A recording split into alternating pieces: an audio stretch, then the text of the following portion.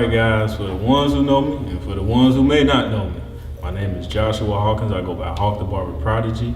I'm from Cincinnati, Ohio. I've been cutting hair now for about 16 years. I started off when I was 12, 27 now.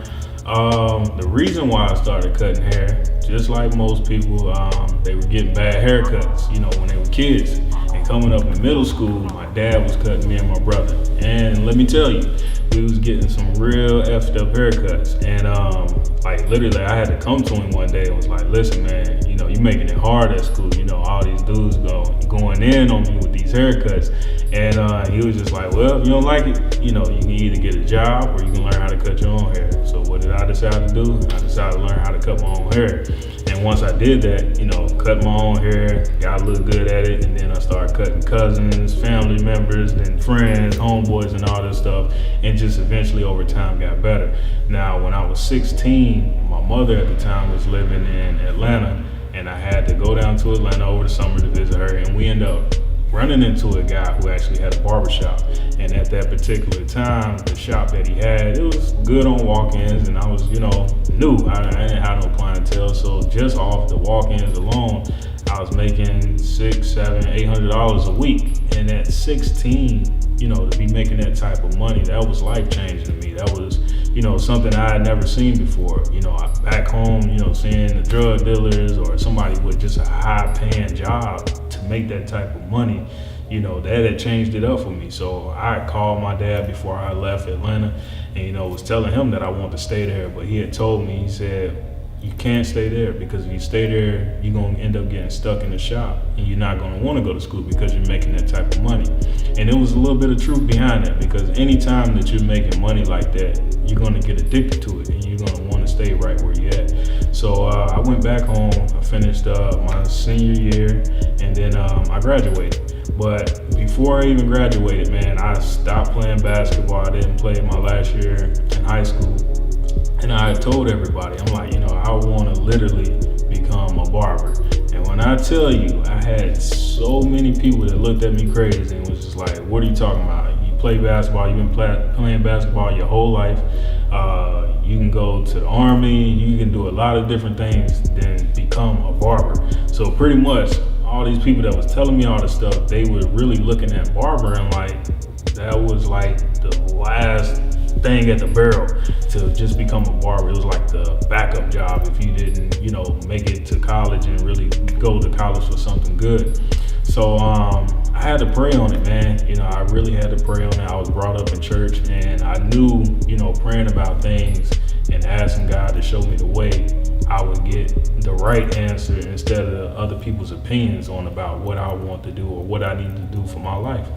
So one evening I prayed about it. I would say about a week later, I ended up waking up and I ended up seeing something on TV. I think it was like, if I'm not mistaken, it was Creflo Dollar on the Inspirational Channel.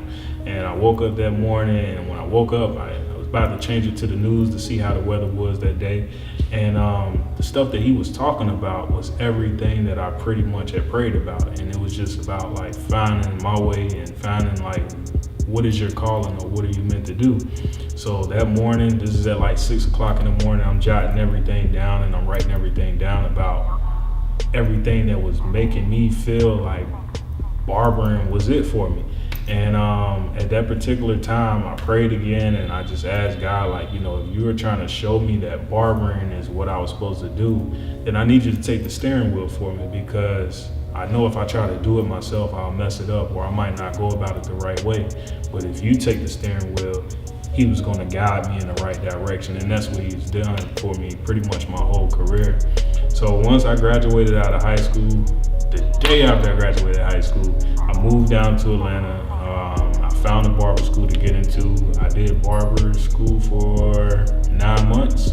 And after those 9 months, I haven't looked back ever since. I'm talking about from doing barber battles to managing shops to traveling the world to owning my own shop, creating products, just creating a family, everything that comes along with just being in the barbering industry, I've pretty much done.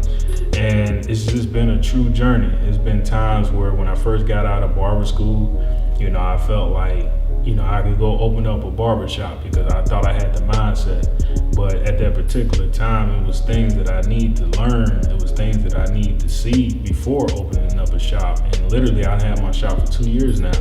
And I didn't had enough experience managing shops and opening up shops to now I can sit back and say, okay, now I know how to run a shop. Now I know how to make this thing work. And back then, I mean, if I would have opened up a shop, then I would have probably, lost my shop in 6 months, because I didn't necessarily know all the steps that it took to keep a shop. So right now where we at, is just pretty much, letting you guys in on everything that I have, that I see, through my eyes. And that's, becoming a new barber, family life,